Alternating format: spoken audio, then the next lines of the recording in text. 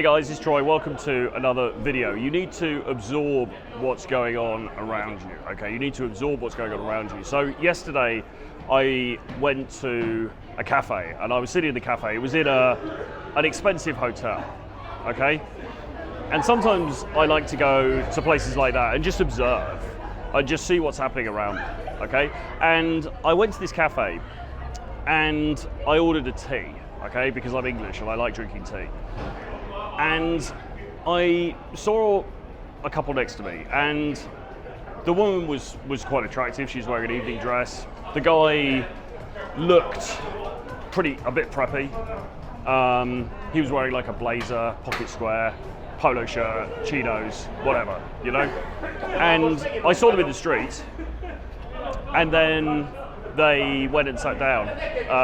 Well, I was sitting outside in the outside of this cafe, and they came and sat down on the table next to me, which was a coincidence. So I saw them again. And so I was watching them a little bit out the corner of my eye, and I was obviously just on my phone or whatever as well. And then another couple came in, okay? And this is when it got kind of interesting. So another couple came in, and this other couple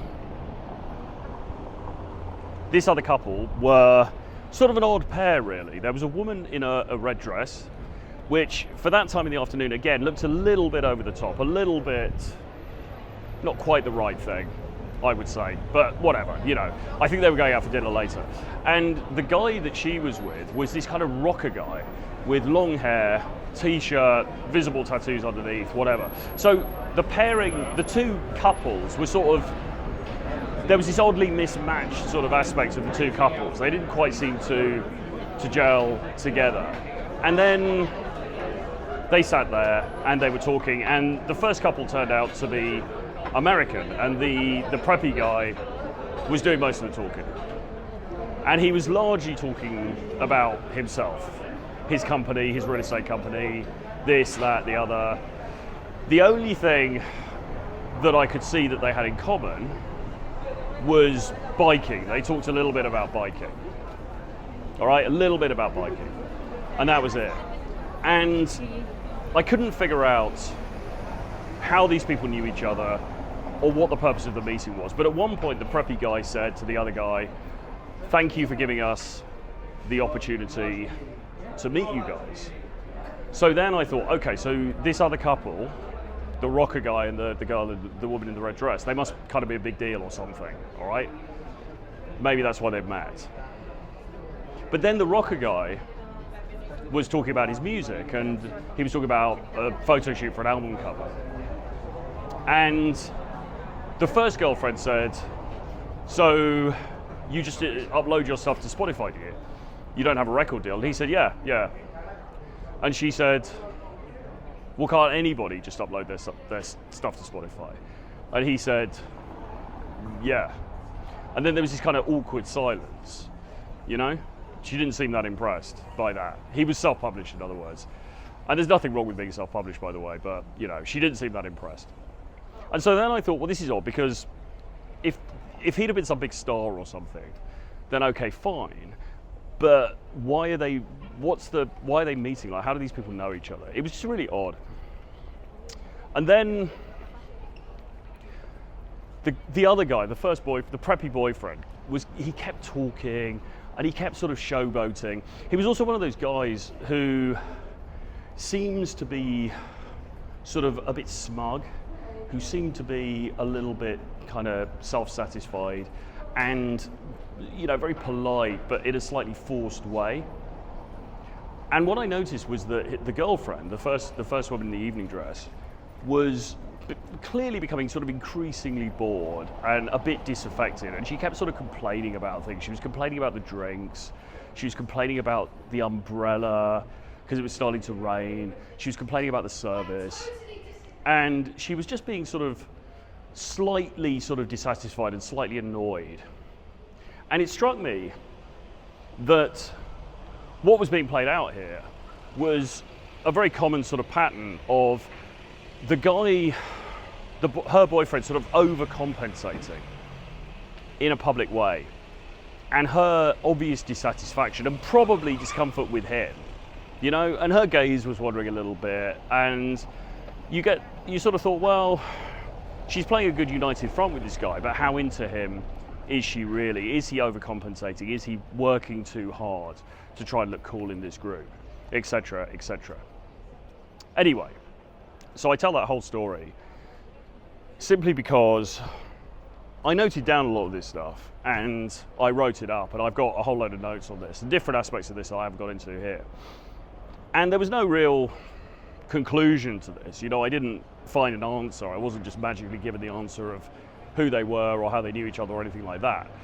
But what I did glean from it was a certain insight into the social dynamics. And what I suppose my overwhelming finding from all of this was that in these sort of expensive, kind of exclusive places, everybody, to some extent, is playing a role, okay? And nobody is entirely comfortable in that role. During the same, you know, occasion, I was sitting there having tea. I saw a girl in the foyer. Well, I went to the restroom. There was a girl in the foyer who was wearing a sort of slightly inappropriately short leopard print dress that looked a little bit tacky for the Four Seasons Hotel. And she was waiting for somebody. And then a little bit later, she came out onto the terrace, joined by a man probably 30 or 40 years older than her. And they looked out at the view over the castle and they took photographs and so on.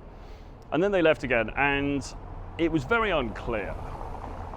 Was that her boyfriend? Was that her dad? Or was she a sugar baby? And was he a patron? Okay? And I don't know, but I kind of tend towards the latter explanation, okay? And once again, you have another example in this same social setting of a couple who were sort of playing a role. Everybody there is playing a role, including myself, because I'm sitting there, also not really part of the fabric of the place. And this came to a head because it took them ages to bring my tea. Really took them ages, and I complained at one point. I don't complain, but I got the waiter over and I said, look, you know, I've been waiting for ages, could you give me my tea? Finally they brought it over, and then at the end of when I'd finished the tea, I said to the waitress, can you bring the check? And she said, it's okay, sir, it's on the house, we're not going to charge you for this. I was like, okay, thank you so much, that's really nice of you. And then as I was leaving, she said, oh, we just want to get a few details. What room number are you in? Now, I wasn't staying in the hotel. Right, I just walked in, and I said, "Well, I'm not staying here." I said, "I'm waiting for somebody," and I don't know whether they would have comped my drink if she'd known that I wasn't staying in the hotel. So even I was, in an odd way, shown to be an outsider, playing a role. I wasn't really playing a role. I could have just paid for the damn tea, but in that instant, I felt exposed as though I too were playing a role in that scene, okay?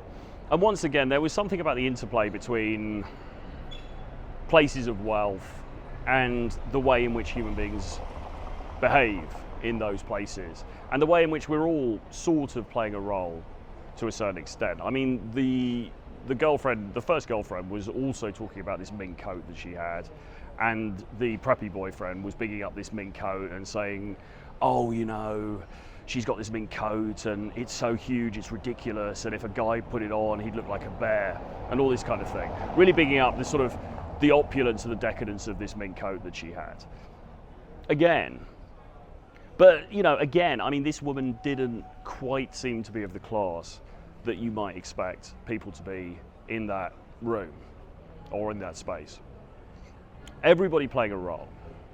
Some less successfully than others. Maybe the preppy boyfriend playing the role, overplaying the role, less successfully than others. His girlfriend disaffected, staring around, angry, a bit bored.